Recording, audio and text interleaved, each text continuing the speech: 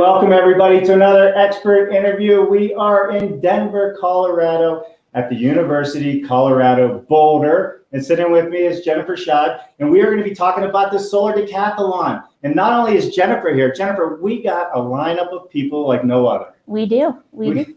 I mean, we got Holly Carr from the DOE. She's going to join us in a moment. We got Gabriella. We got students.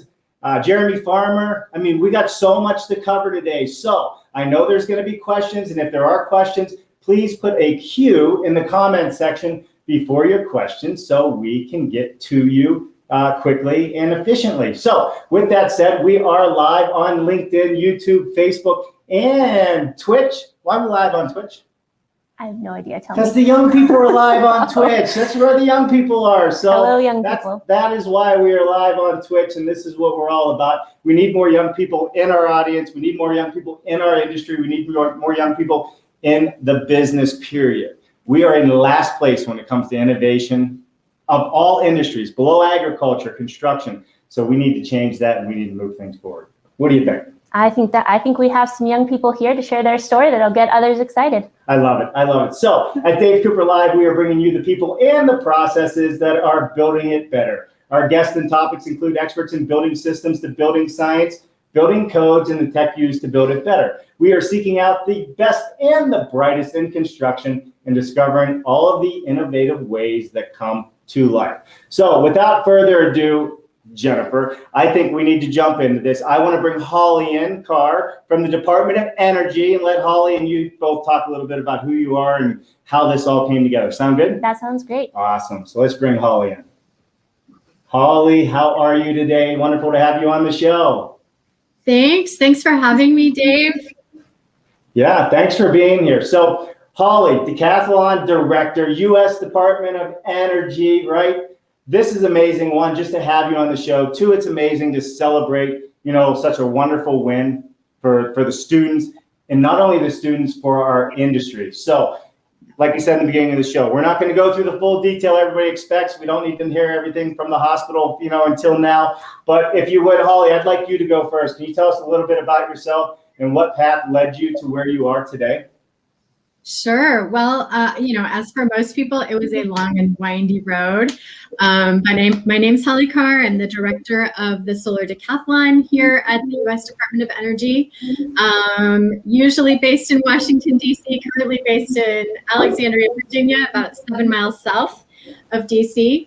I have been with the Department of Energy since 2013, first on board as a fellow in the Building Technologies Office, and then did some work with our commercial buildings group for a number of years, went on a detail to do some international building efficiency work, came back to Building Technologies Office to work on Solar Decathlon, and it's a dream. Yeah, it really is a dream. I mean, think about what you get to do. You get to be on the leading edge of technology. You get paid to drive innovation with some of the youngest and brightest minds across the country. I mean, that's a cool job. Pretty awesome. It's pretty awesome. It is pretty awesome. All right, so Jennifer Schad, you tell us now. Tell us a little bit about who you are and what you do, and then we're going to get into this. Sure. And I get to sit here with you the whole time. So don't be nervous. I'll try not to be. I'll follow Holly's excitement that I am very a proud faculty advisor of the CU Solar Decathlon team, who we have Nate, Gabby, and Charlotte here with us today. And the way that I got here was my topic area of focus is really lighting and daylighting. But I had the good fortune of finding myself working for the National Renewable Energy Laboratory a number of years ago in their commercial buildings group. And we were at the time building a large zero energy commercial building. And I was on the design side of that. I got to work in the building and then watch it become zero energy year after year. And so I got really excited about just the performance of buildings. And then I found myself here teaching at CU Boulder. And so this opportunity came up to work on a real project, again, this time in residential. And I think with that kind of seeding the idea and then the students, their enthusiasm, their commitment, I said yes, and here we are. I love it. So Part of this project, I should say, that I love so much is that these are houses that people are living in. They're having children there. I mean, these are real homes, not just something you find on the mall in Washington, D.C. These are real homes that real people are now occupying and enjoying the benefits, the health benefits, the energy saving benefits from. So absolutely love it. Love it a lot. So, all right. So let's keep moving on. But first, Holly, tell us a little bit in your mind, the importance of these projects, of the Solar Decathlon. And maybe let's talk about, because it just wasn't the students we're going to highlight today. There's a whole group of people across the country that worked on this. And I think it makes a lot of sense if we just give them a shout out and say thank you. Absolutely. And I want to also shout out to the literally decades of students who have come before us. This is a long-standing program at U.S. Department of Energy. We held our first Solar Decathlon event, Dave, in 2002. And since then, we have had over 20,000 students in the U.S. program alone participate in Solar Decathlon, designing and constructing these homes. And, it really is all about the students. It's always been about the students and about preparing the next generation workforce to be able to design and construct these super efficient homes that are powered by renewables. So I can't say it enough, Holly. We're traveling the country right now, and we are live streaming a lot of what we do into universities across the country in collaboration with NAHB and the student chapter. And this just really feeds into how important these conversations are to bring these students together. So, all right, we got a lot of people. I think we need to jump into this. Why don't we bring in Jeremy Farner next? And Jeremy can tell us a little bit about who he is and what he has done on this project. So let's do that right now. Hey, Jeremy, how are you? I'm great. Thanks. Thanks for having me. No, thanks for joining us today. So, all right, we got a big group here today, Jeremy. I know you had a big role in this project as well. Why don't you walk us a little bit through where your job started and ended with this? But first, how did you get here and how did you get to this spot? I like most people, started out as a laborer in construction. I had a grandfather who was a general contractor and was sweeping job sites at 14 and just worked my way up and decided that I wanted to be the one designing those homes that I was building. So I went to school, got my degree, ended up loving teaching as well. So got a master's degree in construction management, and now I'm back at the university teaching. And I like to get my students out on the job site as much as possible. I really believe that you can't learn something unless you touch it. And so this was an awesome opportunity for me to get my students involved in a real world project, something that was fun and engaging and allowed them to give back to their community as well. Yeah, for sure. So, all right, I think this is where we're really going to kick this off and really jump into a lot of the questions and set this up for the students to come on, because we really want to shine a light on everybody involved in this project. So, Holly, how is this year's competition different from past year's competition? Well, I have to laugh because it was different in almost every single way.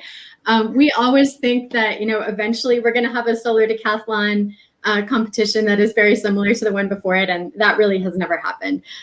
So they're all very special, very unique events. And this year, certainly with COVID-19, really almost every element of the event was different and changed over time. I see Jennifer smiling a little bit too, because she felt that all the way through. But we've talked a lot in this competition about silver linings, and there were really so many great silver linings from these changes that occurred over the year. One of which was this local build scenario. So at the beginning of the competition, we gave all of the teams the option to either build locally in their communities a permanent home in the community, or to participate in the national showcase. Excuse me. Where student teams bring a home to the National Mall and showcase it on the National Mall for a couple of weeks. Due to the pandemic, all of our homes transitioned to a local build scenario. I think, which really allowed the competition to kind of turn a corner in a way. You mentioned at the very beginning, Dave, that these are real homes with real people. And I think that is true even more this year than any other, because all of our homes moved to local build. They were all built to stay in the communities where they were constructed. Many of them are already occupied by families. All of them have a purpose moving forward, either to serve as a permanent home or to serve as a visitor center in one case. So that grounding, that setting down roots really happened this year in a way that it hasn't in the past. Yeah, very much so. And, just bringing this to the local communities, how much of an impact, have you gotten some feedback from the local communities and the people in those communities on how much of an impact these projects, have for the community itself? Sure, I can speak to that for our build, which was in Fraser, Colorado. Yeah. So as the crow flies, just over the Continental Divide, due west from us. We have had feedback. The most important feedback to us was from the homeowner directly.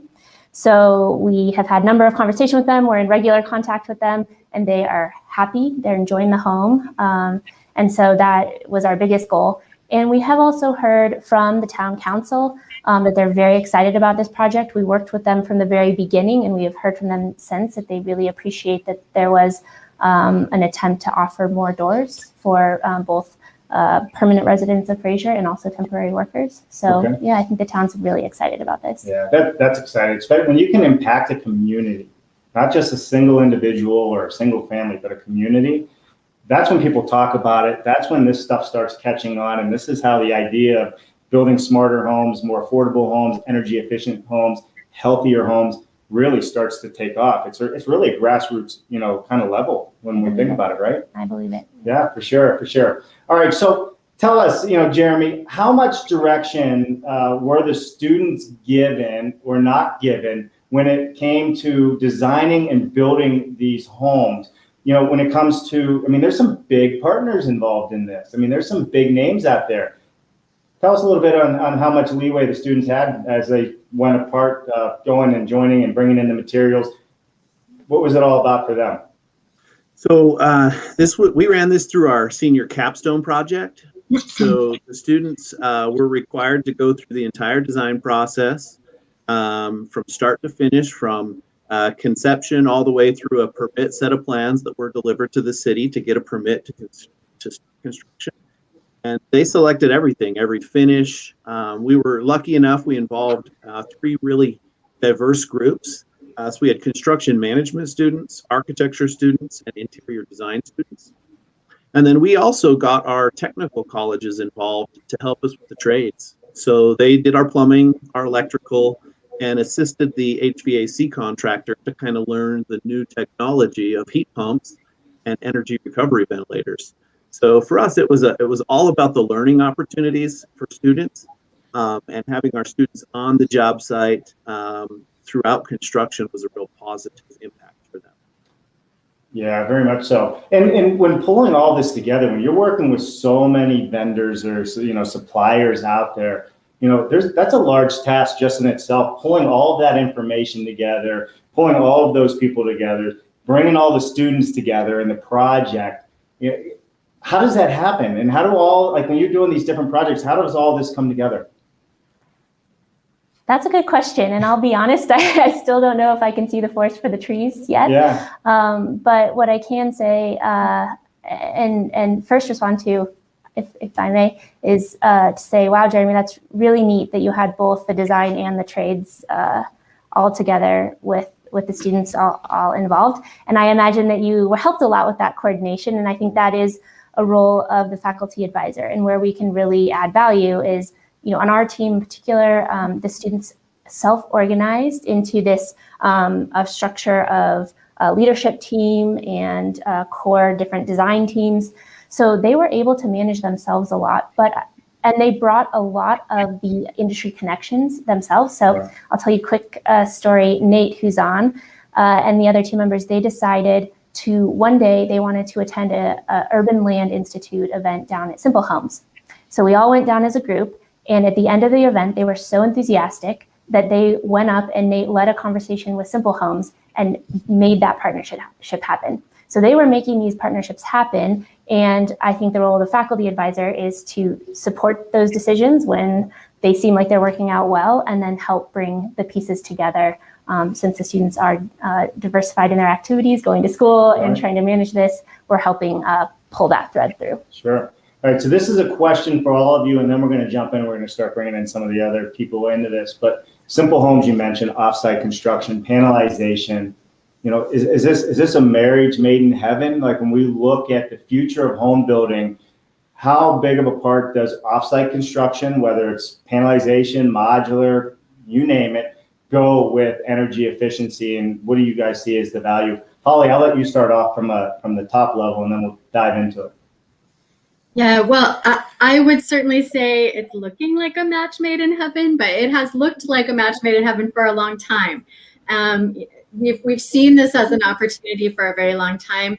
I feel like, again, we might be turning a corner here, where we're really starting to see enough companies in this space, enough developers and builders who see the value, and having that supply chain in place where those companies really can provide the product when it's needed, right on time, to make a financial difference for these buildings, so that it is cheaper, easier, safer for construction.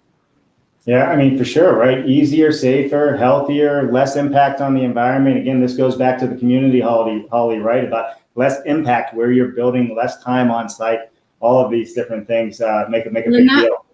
Yeah, I think that was that played a really important role in the CU Boulder project.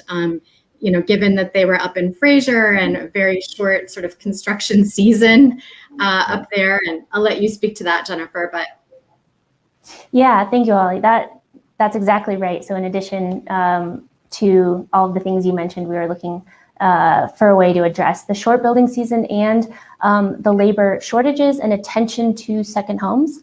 So we needed a way to be sure that we could do as much as possible offsite. Okay. It introduces some challenges, certainly. Some of the things we worked through is how do you panelize and create very tight air barriers and firm weather barriers, barrier wraps, and also how do we get these things over the pass?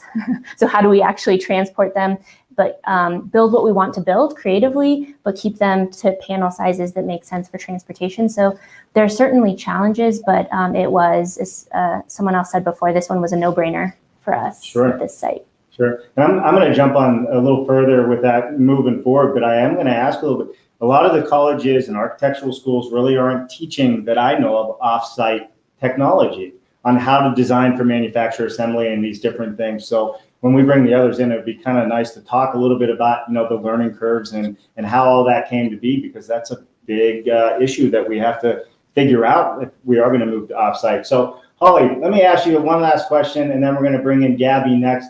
Are the building materials and building systems that Solar Decathletes choose, is it a market indicator of what the future of construction, where the future of construction is going? I think so, given our history and looking back, certainly, we saw things, very ubiquitous things today, like LED lighting, come in very early in Solar Decathlon homes.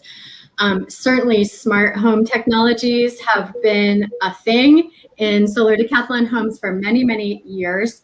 And this year was fun, because those smart home technologies, kind of unlike any other year, were technologies that in many cases you could download an app or go buy the smart speaker, right off the internet right now. It's not a thing that is restricted to a Solar Decathlon home. It's just right there.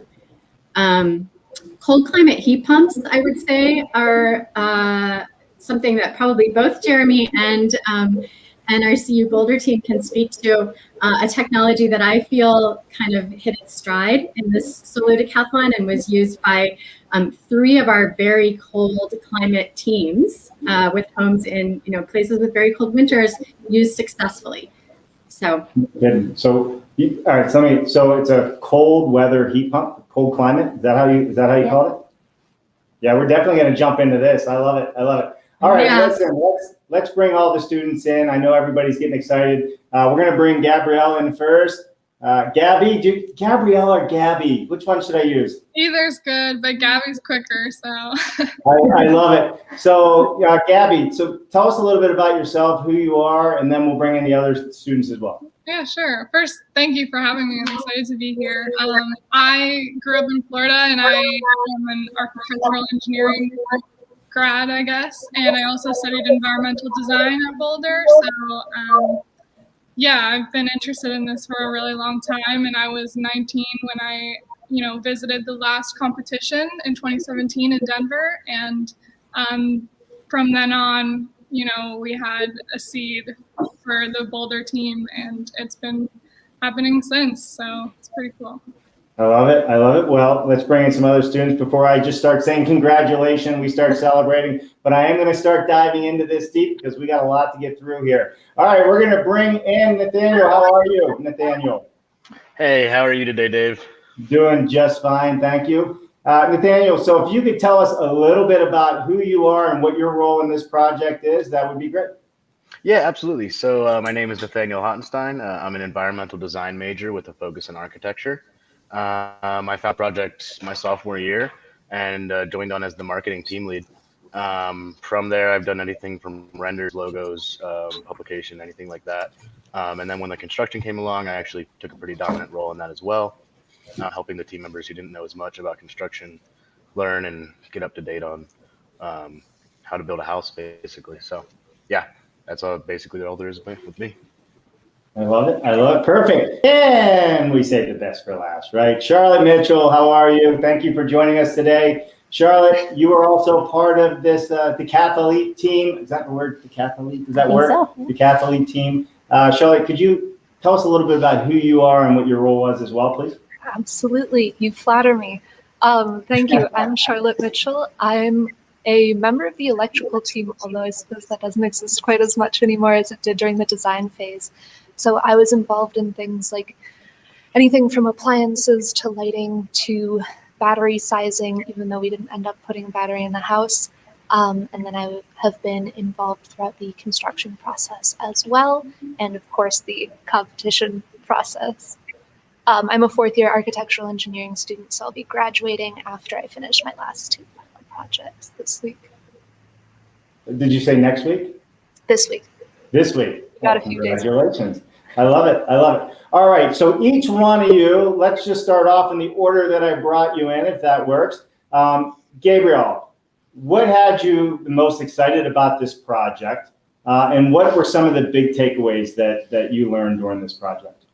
Yeah, I would say the first thing that even, fascinated me so much about this project is that it was so meaningful, and there's so much impact that you can have even as students, building a real house for real people and getting all this real world experience that you can't get in a classroom. So I knew immediately, like when I was touring those houses, that I had to be a part of something like that because I knew the value of it, which is it would be incredibly rewarding. So it was very cool to me. Awesome. Thank you. All right, going next. Go ahead, Nathaniel. Tell us. Oh, look at that. I took Nathaniel out instead of giving him the spotlight. That wasn't very nice. Go ahead, Nathaniel.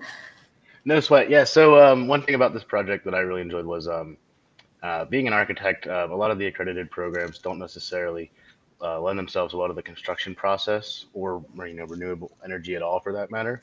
And one thing that I've always heard is that the disconnect between the architect and the engineer is definitely an issue in the construction process and the design process as well. So that was one thing that I wanted to combat as a college student and as an ENVD student, a multidisciplinary architect. I wanted to combat the fact that an architect doesn't understand a lot about construction. So I worked for independent contractors, FCI constructors, and then on this project. So I just wanted to prove everyone wrong about architects. You wanted to prove everyone wrong about architects. You know what? That's a bold statement, I have to tell you. But I will tell you this, we need architects in this industry like no other. We need that design, form, and function mindset that the architectural world has, brought to the off-site world. Because right now in off-site, we have a lot of structural engineers designing, and it doesn't always bring together the visual aesthetics of what could be done, such as the home that you guys all went through. All right, one more here. So Charlotte, why don't you tell us a little bit about what you learned and what your takeaways were? Yeah, so I mean, I've always been interested in sustainability, and ever since I was a kid going to the Chicago Museum of Science Industry, they have a smart home there that I just thought was the coolest thing. So when I found out that CU had a Solar Decathlon team, I had to join. And I think the biggest takeaway for me was that anyone can do this. Anyone can like build a house. You can learn about it. None of us had any idea really what we were getting ourselves into at the beginning. We had no idea how to do anything. We were learning along the way. So it's been just a huge eye-opening experience in that anyone can learn to do this. Yeah, for sure. All right, so here's a question for Nate and Charlotte. Did you learn things on this project that can be taught in a classroom? And how was your experience with bringing practical on-site together with what was taught via textbook and Zoom calls? Because there's a lot of Zoom calls, right? Oh boy. Well, I don't think that I could have learned a lot of this in a textbook. You definitely had to be in person. A lot of what I learned is the marketing aspect of it, and getting your name out there, basically getting people to help you, getting people to work with you on your project. And that's something that you really just don't get a lot of in school. You don't get a lot of that real world conferencing and real world networking unless you really look for it. So that's something that I'm really grateful for from this project. Yeah, for sure. How about you, Charlotte? I totally agree that I couldn't have learned just about any of this from a textbook. I will say, however, I had not yet taken the electrical systems course when I was on the electrical team trying to like figure out how to size wires and how to know how big of a solar system we needed for the roof and stuff like that. And that's one thing that I could have benefited from learning from a textbook in advance. But everything is so specific when you're actually building a house. You need to learn about the specific systems that you're using and stuff like that. So what you learn in school is just so much more abstract. It's not the same at all. Yeah, it's definitely not. So, all right, so the house is put together. You guys have made it through this whole project. Let's talk about the performance of each of the homes and how they were measured. If I understand, this year they were actually measured from the performance metrics of the houses versus past years. Is that accurate? So I can speak to that real quickly, Dave. This year we did measure a little differently because, as I mentioned, we moved all the homes to that local build scenario. So for the first time ever, we packaged up measurement equipment boxes, and we sent a package to every single home in the competition. We also relied heavily on our amazing network of Solar Decathlon alumni, and we had a proctor attend the measurement of every single home. So those measurement boxes, all the sensors and items were set up in the homes to measure the contest that needed to be measured on site. And then one of our Solar Decathlon friends or alumni was there to make sure that the measurements were taken properly and correctly. Yeah. So what is in the measurement box, right? That sounds, different to me, but what does that mean? What is the measurement box? Is it a little box that you carry in and it measures everything? So who wants to answer that? You actually saw the box. You must have opened the box and knew what was in there. I love it. Yeah, I can answer that. I received a box it's a cardboard box about this big, and then inside of it are thermocouples, illuminance meters, sound decibel meters, just a handful, an array of things that help you quantify not only energy use, but the indoor environmental conditions. Something that after we did it, we left the e-gauge, the energy meter there, which is so fun because we can see the house, how it's performing now. But something I like this idea of just having a box that you send to people's house that they could have ongoing understanding of what's happening, because it's pretty insightful. You know what? That is insightful. All right, there you have Holly. There's our next program right there. We're going to design boxes that we can ship to anybody who wants one, so they can measure the new business idea out there. Absolutely. We did. All right, listen to everybody. We're going to continue with this conversation, but first we are live on LinkedIn, YouTube, Facebook, and Twitch. So please hit that like button now, and please subscribe to our YouTube channel because you can watch this episode and all the 500 and some previous, I just looked at it, it's like 500 and some episodes. Can you believe it? No. Previous episodes, I know, it's so amazing. So please go there right now and do that. And also, if you're out there watching, let us know where you're from. Tell us. We had people on this weekend from Dubai, from Spain, from all over, and it's an amazing global reach that we have with the show to speak with everybody and see everybody. Jennifer, is there anybody out, Jennifer C., is there anybody out there that we should say hello to? I think she has it up on the screen already. Let me blow my screen up so I can see what we're talking about here. Greg Ugaldi. Do you guys know who Greg Ugaldi is? No. Anybody know who Greg Ugaldi is? Greg Ugaldi is the immediate past chair of the National Association of Home Builders. This is the gentleman, Greg Ugaldi, updates the president in the White House a couple times a year. You know, he has in the past. I don't know if it's a regular occurrence for him. I bet he wishes it was, Audrey. But yeah, Greg is still very active, and they're finishing up their board meetings, and they're out there always fighting for our rights for, you know, what's happening with lumber and politics and codes. So Greg, it's always a great time having you join us. He says, great show today, Dave. The competition is outstanding. It's always a pleasure when you join us, Greg. Thank you. Kathy Ayers, how are you, Kathy? Is the needle on the dial moving with regard to racial diversity jobs training for the offsite assembly facility? So there's a question. Holly, would you like to tackle that question? Well, I can certainly speak to what is happening in the Building Technologies Office and energy efficiency and renewable energy. There's a very strong focus on environmental justice in the new administration and making sure that a lot of the resources that are available to develop the workforce and get folks into jobs that are high-paying union jobs, that there is support for that, and that we're looking to build a diverse workforce in that area. So there are a number of workforce initiatives underway right now in the Building Technologies Office, and of course, this one is certainly a workforce program, and we are always working to build the diversity of this program, of this Solar Decathlon, to bring in new universities that haven't participated in the past, to bring in minority serving institutions, to bring in community colleges and different types of institutions that may have not participated in the past. So definitely a major focus for Solar Decathlon and more broadly. Yeah, for sure. I mean, it's going to take everybody to go further, faster, and all walks of life to really take our industry from last place. Yes, I say it all the time, last place. We're tired of being in last place. We should be Teslas, right? Shouldn't we be Teslas? Everybody else agree with us out there? I mean, this to me is the new frontier for young people, because we are in last place. There's only one way to go, and that is up for sure.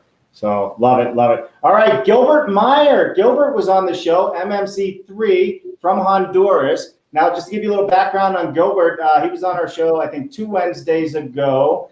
He came from the, I don't know what they call it, the defense industry, where they were making blast panels to stop, building buildings and combat zones and all that. And they've come up with their own panelized system that they're starting to ship all over the world and manufacture. So Gilbert Meyer says, Charlotte, you are doing the correct thinking process. Go outside the box and don't build it on an existing century-old technology. All right, Charlotte, I'm gonna put this out. He is so right, and I'm going to tell you why. All of the innovation that is coming, that we're seeing, and we do this show every day of the week, is coming from people that aren't grounded in one way of thinking. And that's what's so great about the students. They don't come into this knowing a lot, unless they were doing construction growing up or something. Yeah. And this is what's so valuable about it. Perfect. Love it, love it. Thank you, Gilbert, for that. Sean, say no more. Congrats, everyone. Such a great event. What is happening, Sean? Thank you. Sean is huge in the passive house industry. So if you don't know Sean and you want to learn about air barriers, that is the guy right there. Well, he's one of several. He's one of the good ones. He's a good guy. Yeah. Henry Mickelberg. Henry, what's happening? Questions. Apologies if I'm way off track, but your challenges appear to be separated into 2 categories, design and build. What's the rationale for this, and are you open to reconsider this separation? So I'm just sitting here thinking, is this a question for the architect in my mind? Did you lose your headset? Nate, We're good. I got it. I just dropped my headset. You We're want good. to tackle this one, Yeah. Nathan, to give you a chance? Go for it. Sure.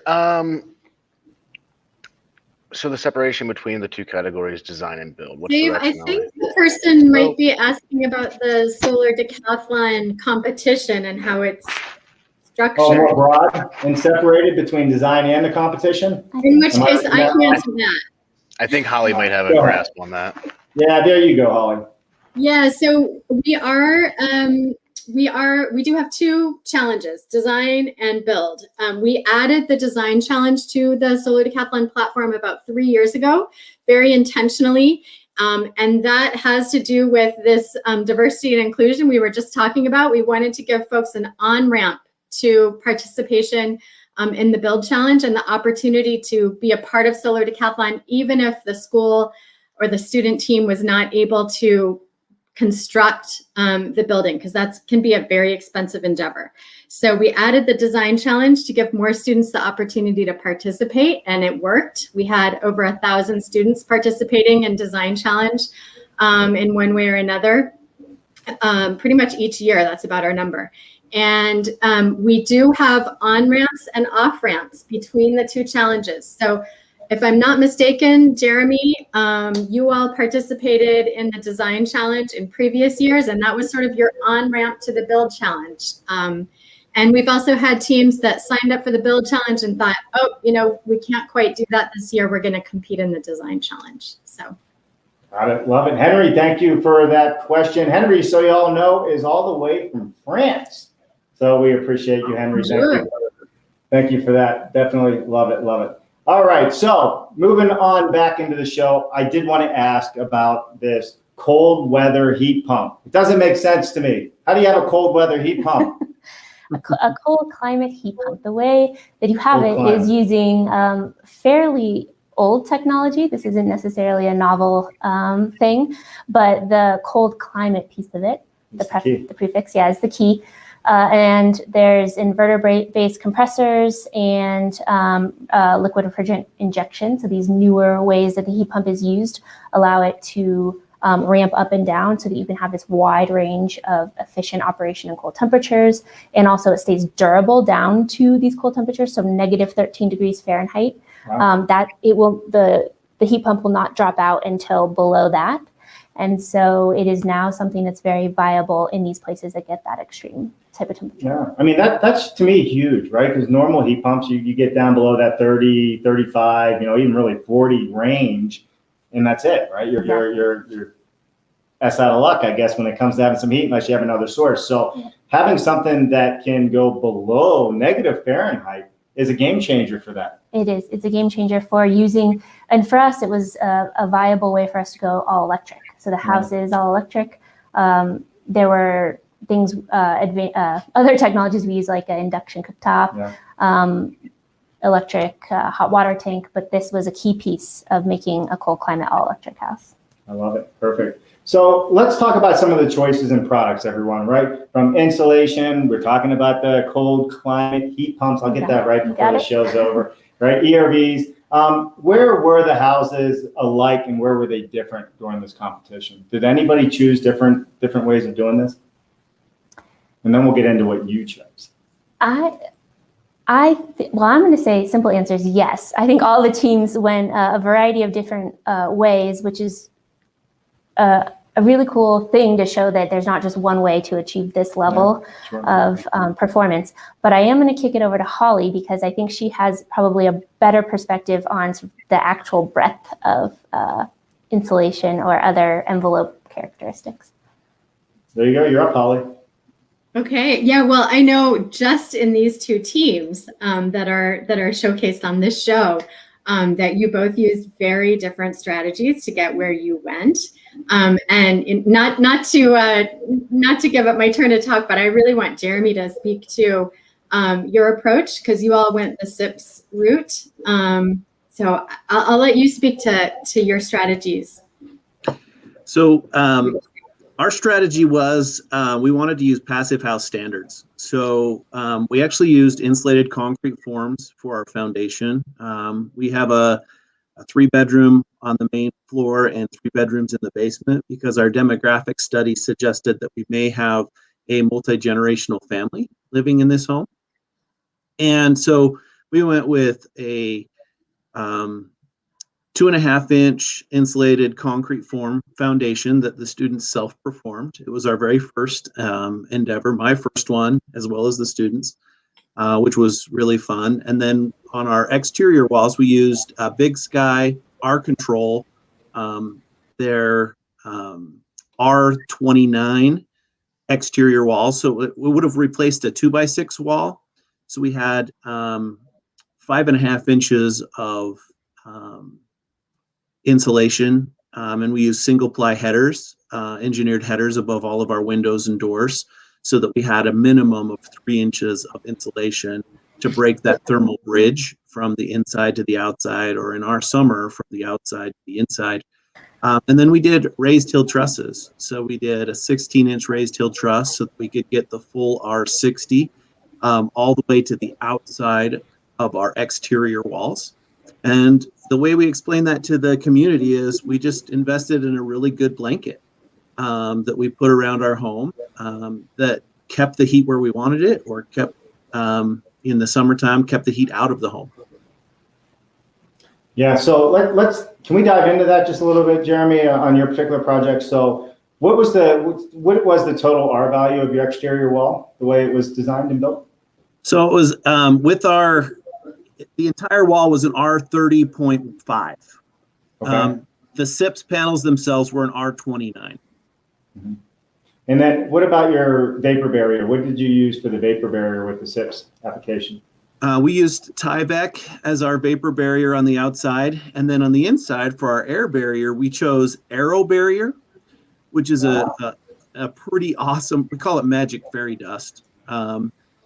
Which is, it went and found all of our leaks. We got our air changes per hour down to 0.6 with Aero Barrier, which blew our minds that it could do that. So everybody out there knows Aero Barrier, right? Think about running some hoses and some sprinklers inside of your building, and then they turn it on and these little particles fly up into the air and it fills all the air penetrations or gaps that one might have missed when building the home. This is, Jeremy, I mean, it's pixie dust for builders. Right? There's a cool video of it on our website Yeah. that shows it in practice. Or if you just Right. Google Aero Barrier, it shows the cool process. But yeah, we started out at like a 4.1 air changes per hour at 50 pounds or 50 pascals of pressure. And we got down to 0.6 in under 2 hours. Oh, you did? Yeah. I love it. I love it. So, and you got, and under 2 hours, you got down to 0.6. Is that what you just said? Yes. That's fast. That is super fast. Good, good. All right. So with the house envelope, what did you use for roofing, any of that? Just walk us through some of the exterior cladding material that made up the home. So we used hardy board for our exterior. And then on the roof, we used 30-year asphalt shingles. And then the majority of our roof was covered with solar. We had 39 solar panels on the roof. 10 to 12 of those were for the solar car charging station in the garage. And we did charge a Tesla, Dave. So we were able to charge our Tesla in the garage from our automotive program, which was pretty cool. You know, it's funny you just said it, made me think of something. When we drive our cars, shouldn't we bring them home? They should create their own energy and then charge our houses. Just food for thought for all you students out there. Why not turn our cars into the energy makers as opposed to these big windmills we see across the country? And I only know that because I just drove across the country. They're everywhere. They're everywhere. All right, love it, love it. So Jeremy, thank you for sharing that information. All right, Jennifer, what about Simple Homes and the metrics there? Sure. So I can tell you some of the things that Jeremy described. Our value for our walls were about 40 and for roof about 60. And the way that we achieved that was through using 2x8s filled with sheep's wool, and then a continuous layer of mineral wool insulation on the outside. that was applied on site. And we had a weather barrier on the outside of the sheathing and our air and vapor barrier on the inside of the 2x8s. That was Intello Plus. So not the pixie dust magic product, but a really also a magical product in that it has variable permeability, so it can dry in or dry out as needed. We tested trying to apply that to the panels in the warehouse, and then lapping the barriers and taping them on site. But that took a little bit of rework. We didn't get that quite right. We had to give it about a few tries, and we got to about 1.5 tightness. So that was not necessarily due to the product. I think our big lesson learned was connecting the modules. So we had this panelized. We also had it modular because we thought at one point we were going to try to ship these in modules over the pass. So I think it would take some very careful replanning for people to get the very tight air barrier with the modules. And then on the outside, we have a rain screen with vertical furring strips and pine tar coated shiplap pine. Standing seam metal on the roof, and 6.7 kilowatt solar array. 6.7 kilowatt. Love it. Perfect. Awesome. So let's go back to everybody here. Nate, I believe you have to bug out at noon, as we would say when I was in the military. Is that accurate? Yes, sir. All right. Well, see, you have to say that. I worked for a living. No, I'm just kidding. So Nate, I just want to make sure that we really highlight some of the things that you have done and what you worked on. As being part of the design team and pulling this together, how did you gather your information on to design this home? Because, right, you're not trained in panelization, you're not trained in manufacturing, and if you are, correct me. How much of a learning curve was it, and how willing were the partners to help you understand this and take the time to teach you the information you needed so you could design for it? Yeah, so when we initially started designing the home, it was a lot of big meetings with a bunch of CDs all over the table in the engineering building. So that was our initial design and sort of coming together, and that's how we went from such a big team to such a small idea. And then for Simple Homes, one of the great things about them is this guy named John has a specialty program that I think he designed to basically create shop drawings from Revit drawings and stuff like that. So Gabby and Hannah worked closely with John. I talked to him about it a few times, but he's done some crazy work implementing Swedish panelized construction. So basically he took our Revit and created this file that would project lasers from the ceiling onto basically what you'd call a giant sandwich maker. So it projects the lasers down and shows you exactly where the boards need to be. And you connect the boards, and then you basically flip it up as a sandwich, put your OSB on, flip it up as a sandwich, put your insulation on. And you can access both sides of the wall super easily with that method and super accurately. So am I hearing this correctly? We use technology to build houses, right? Yeah, we're actually getting there finally. It's funny. I keep saying this because I keep saying this one comment because I heard it from Jerry from Integra, Jerry McCaughey. And the greatest offsite construction builders is NASA, right? Could you imagine if NASA astronauts went to the space shuttle to put something on, and on the plans it said field verify?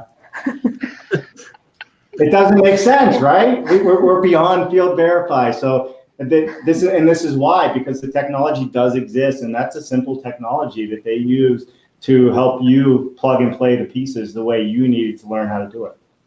Yeah, and I think the overall result of that was huge. I mean, our house performed exceptionally well.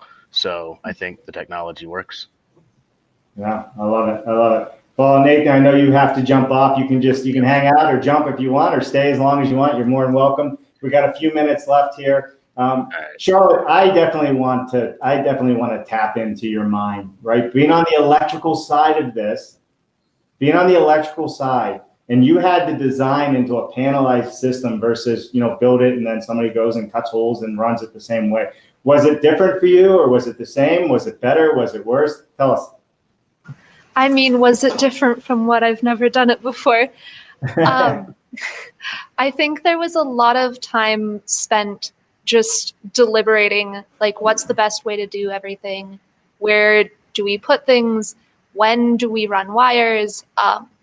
Stuff like that. But I mean, having no previous experience whatsoever, I can't really imagine doing it any other way. Yeah, no, the learning experience and how you bring it together and those comments just by themselves are what makes our industry so great, right? Because it's no different than when somebody goes to a manufacturing facility, you know, and they go, oh, modular. Oh, I didn't think it was like that, right? It's you learn and you see it and you have it all come together. So love it. All right, Gabby, here's a question. I really want to know, being a team lead and pulling together all the pieces and puzzles of the team lead, tell us about, you know, what was the most interesting part of this project for you personally, and what did you get out of it that you didn't expect to get out of it? Yeah, that's a great question. I did not picture being the team lead at all. I really just wanted to be part of this project, and I didn't really see myself being able to lead something like this. So in that way, it was a very personal journey for me too, because I just knew that if I didn't do it, who would start the team, who would do it? So I just wanted to be part of that. And I think that it's been just so rewarding, and I feel like I've grown so much personally, professionally, and, you know, I've just encountered so many great people along the way, and making these connections with people, both students and industry like mentors and things like that. It's been so incredible, and it's amazing to see how people are so willing to help you learn and to teach you. And yeah, you know, it's such an interesting industry because people are so willing to help. Right here you are in classrooms working, but when you reach out for the help and you reach out for the knowledge, they're so willing to share it. All right, so we're going to wrap up with another question and some comments from the audience. But to both teams, why don't you tell us, you know, how do you replicate this, you know, moving it forward? Now that you've figured it out, how do we replicate it? How do we put it out there on a larger scale? How do we get other manufacturers and suppliers to come together smartly, using the tech that we have, using the knowledge that we have, using the data that we have to make this go mainstream so we can do it all over the country, if not all over the world? Who would like to go first? Jennifer. I'll go first. I could contemplate that for a while, but let me tell you what's coming to mind right now. I think the first thing I saw is really having this in-house at Simple Homes. What was interesting about them is they were already starting to test out some of these ideas, and they were curious to explore it with us. And so having these ideas on hand, tested and ready to be deployed in the manufacturer's warehouses, so that and then the other important piece is when the developers and owners come to them. And so we were so fortunate because we had an owner who said, yes, do what you need to do to make the house perform well. And so we need kind of that pull and the push, and those were two key pieces. So educating developers and owners, and allowing space for manufacturers to really test these and vet them so that they do perform and don't have any backlash, you know, that they're ready to do really well on. Yeah, because it's so true, right? The actual suppliers and manufacturers, they also get to try new things, test new ideas, right? With the brilliance of the students. Thank you. Yep. Jeremy, what are your thoughts on this? So first off, I think it's important to know that this has been a journey for even Weber State. We participated in the design challenge 2 years in a row. So both of those homes were actually built after the fact by a local nonprofit, Habitat for Humanity. And it was really kind of a niche thing.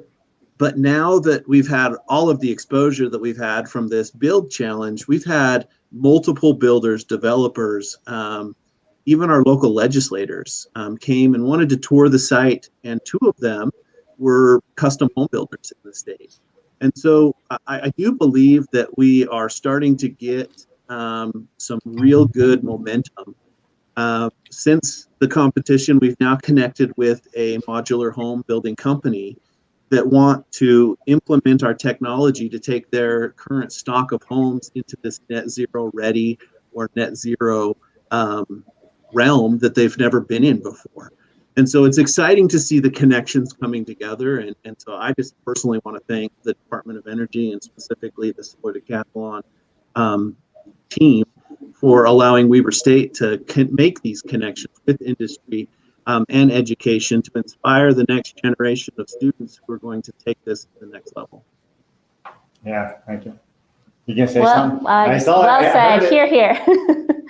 Yeah, I love it. I love it. All right, everybody, listen, we are at our hour, a little bit over. Let's go to a couple comments and questions, and then we're going to wrap up the show. We want to know your one thing, each and every one of you, before we wrap up. Tell us what your one thing is, whether it has to do with the house, your one takeaway, or which is something that you believe in that you want to impart on our audience. Oh, all right. All right. I know. It's tough. It's tough. I got it. So let's go to some more questions and comments here. Mark, Bill. So Mark does BS Fridays with us. We have our building science show every Friday. Mark Willie is one of the hosts on that show with me. So proper planning from the design and build team involves projections of the materials needed and timeline when it is needed. Since the focus today is producing walls and modules off-site, the material can be acquired in advance and held for the construction process. Preparing in advance allows for mock-ups and training as well. So Mark, he's a genius when it comes to this. He's a huge, like they do Passive House Accelerator, a ton of shows. When it comes to building science and really understanding that part of the world, Mark Willie is the go-to person. Mark, thanks, really appreciate you. Love it. Next question. Yeah, and when you're looking for that, I'll just comment also material. I don't think I saw this material efficiency. So reusing materials and we were able to just have a small pile of wood left over because we were able to plan it out well enough. And Simple Homes was able to reuse any of the pieces we didn't on site. Oh, you mean not more lumber and house building products in our dumps? Right. You know, it's true. So listen, like, this is a really big point. So everybody out there listening, whether you're in the industry or not, you know, it makes, again, this is my horse. Builders go out and they buy lumber and they cut 30% of it off and throw it in the garbage. So they're throwing 30% of their money in garbage every time they go to a job site.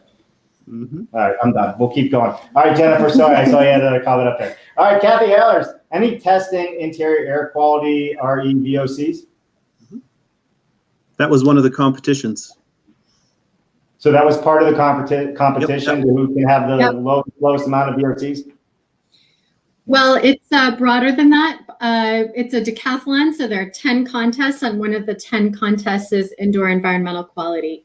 So looking at a broad spectrum of quality considerations. Yeah, but definitely indoor air quality and looking at VOCs as part of that. Love it. Thank you for that answer. All right, next, Damian Stapleton. All right. Do you envision, I'm assuming that's envision, this being open to an international audience? This would bring global concepts into the marketplace. Damian, why don't you let everybody know where you're from? Put it in the comments. All right. And Holly. So Holly, this is definitely a good question for you. Everybody's going Holly. Right up my alley. Yeah, I can do this. So yes, all solar decathlons, certainly the one in the United States, is open to US as well as international teams from international universities. In fact, we had 3 international teams participating in the Build Challenge this year. Many participate in the Design Challenge every year. Plus, we have 6 international competitions. The 6 competitions are Latin America and the Caribbean, Solar Decathlon Europe, Solar Decathlon Middle East, Solar Decathlon China, Solar Decathlon Africa, and our newest competition will be Solar Decathlon India, which starts May 9th. Very first Solar Decathlon India. There you go. I love it. And Holly, we were talking, I think it's going to be a lot of fun. We're going to try and actually bring a lot of spotlight to these competitions because we can do this virtually from all over. And we're going to get to a point where we're going to be doing it on location and setting people up so they can show us in real life while we have these virtual calls, you know, what they've done so people can actually see these things, which is great. I love it. All right, everybody. Another, Eric Holt. Everybody know Eric? Yay. Eric Holt. Who's Eric Holt? University of Denver, Eric. I know you, Eric. So, Congrats. Dave, can I jump in real quick on Yeah. Eric Holt and team University of Denver? I did want to mention University of Denver earlier because they are, and Eric was the faculty advisor for University of Denver team this year. They were our very first existing home retrofit to ever participate in a Solar Decathlon competition. And I just hats off to them. I am just so excited to have existing homes participate in future competitions and really glad to have them be the first. Yeah. Thanks, Eric, also for the comment. Eric's been a huge supporter. University of Denver's been a huge supporter of offsite and a lot of research that's going out there. And I couldn't thank him enough. He really is an amazing individual, and it's an amazing university. All right. Do we have any more comments? Let me just take a look here. All right. So that's it on the comments and questions. All right, everybody, we're going to wrap this up. Holly, we're going to save your one thing for last. Gabby, let me do Gabby. Gabby, since we're so close now. Gabby, go ahead. What is your one thing that you've taken away from this, or just something in your life you would like to share? Yeah, I kind of want to speak to the students and people that are interested in this, because when I think of myself, when I started, this project and everything, I had no idea what this would be like. And, we talked to people that were like past decathletes and everything, and they're like, yeah, I would never do it again, but I'm not going to tell you not to do it because this is an important thing to do. But it's like something that obviously is going to take so much from you and be so challenging, but in the best possible way. And I just want students who are interested to just go for it and challenge yourself and do it and keep your eyes forward, because it gives you so much. And I really think that I'll always remember this being, shaping my undergrad experience. So definitely. I love it. So Gabby says, do it scared. Just get out there and do it. That's what we say on the show all the time. I was just saying to Jennifer, every time I do these shows, we're running, things weren't going right. We couldn't get the electricity to work. I'm scared every time I do it. If we don't try new things, we're never going to get anywhere. So thank you, Gabby. That's probably one of the best pieces of advice I heard from a younger person, out there in a long time, because you just got to get out of your shell and do it. I love it. All right, Charlotte, give us an electrifying one thing. Well, I don't know how to follow that one up. To not just repeat exactly what Gabby said, because I wholeheartedly agree with it. I think my big takeaway is that the solutions are so much closer than we think they are. And hopefully all the knowledge we've gained and all the knowledge that's been gained throughout the years from the Solar Decathlon competition will be used to help create more sustainable communities, in addition to these sustainable net zero homes. Yeah, for sure. Net zero, I mean, it's a goal. It's a goal for a lot of people. Definitely a goal for the passive house community, for everything that they're doing and reducing this carbon footprint. As Mark and I call it a carbon disaster. It's more of a disaster than a footprint, as they say, right? For sure. All right. Thank you, Charlotte, for that. Jeremy, you're up. Go for it. I think I'm going to piggyback off Charlotte. From the inception of our project, we wanted this to be replicable. Our website is full of information down to the penny, how much we spent, which vendors we used, what products we used. It's open source because we want people to replicate what we did. And nothing in the home was special. It was all off the shelf, readily available technology that you can plug and chug in your own home or your own project. And I think that's pretty important to realize we're there. This is possible. Our premium to go to fully net zero was 3.23% of the total cost of the home. And so we're there. You can invest in this and it's possible. 3.23%. So that means that very fast, you gain that right back in your savings on living in that house. I mean, our limit was 5 years. Everything had to pay itself back in under 5 years or we wouldn't do it. Now the exception to that. What's your energy bill every month? $9. $9. And that's the cost to be connected to the grid. So yeah, they love $9.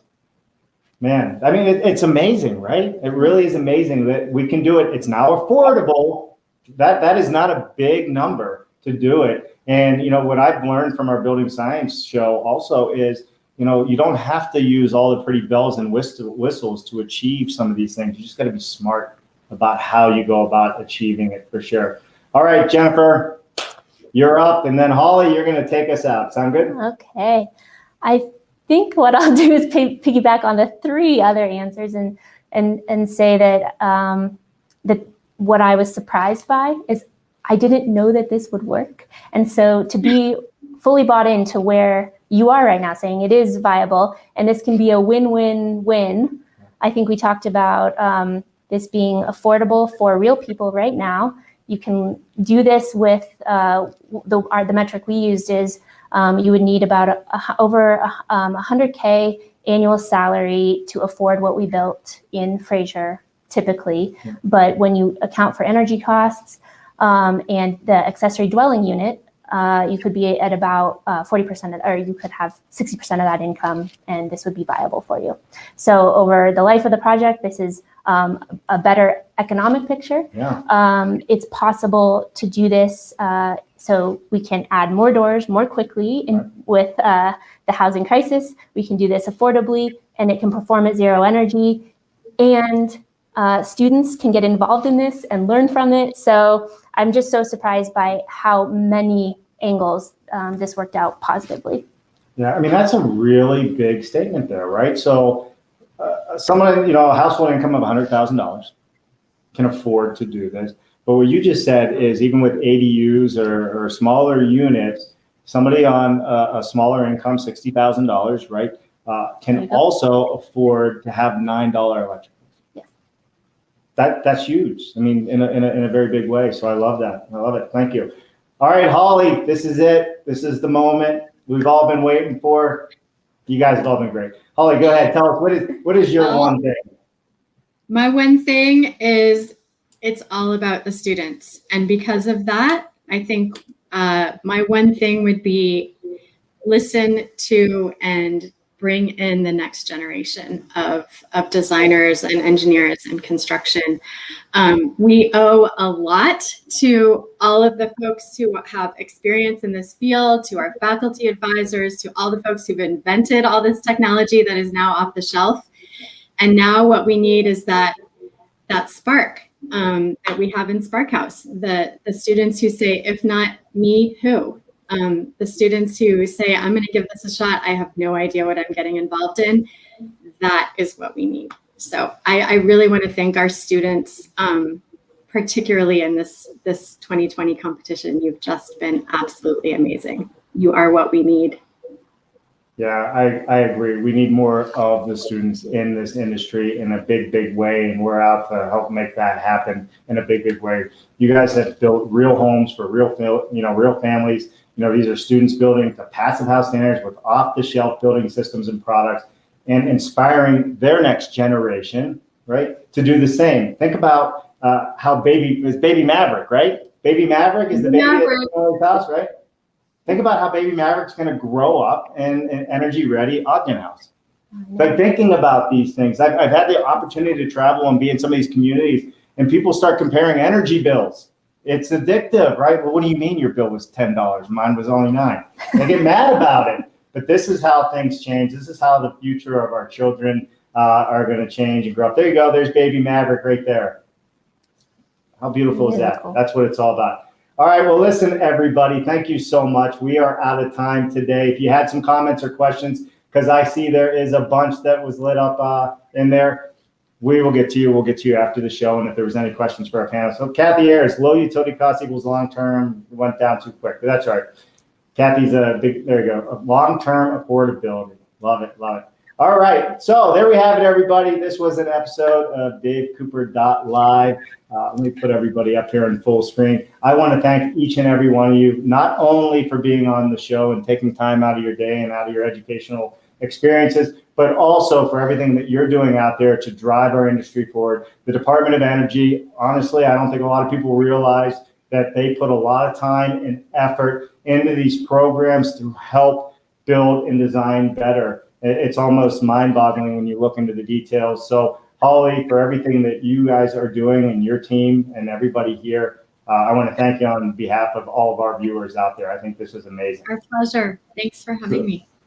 Thank you for being on the show. All right, everybody, that's a wrap. I am Dave Cooper. This was an expert interview. We are live in Denver, Colorado. Right now, I am sitting in University of Colorado Boulder, and they've been gracious enough to have us here on campus. And you will see us probably near the University of Denver while we're here, if I can convince Eric Holtz to have us. No, he already said.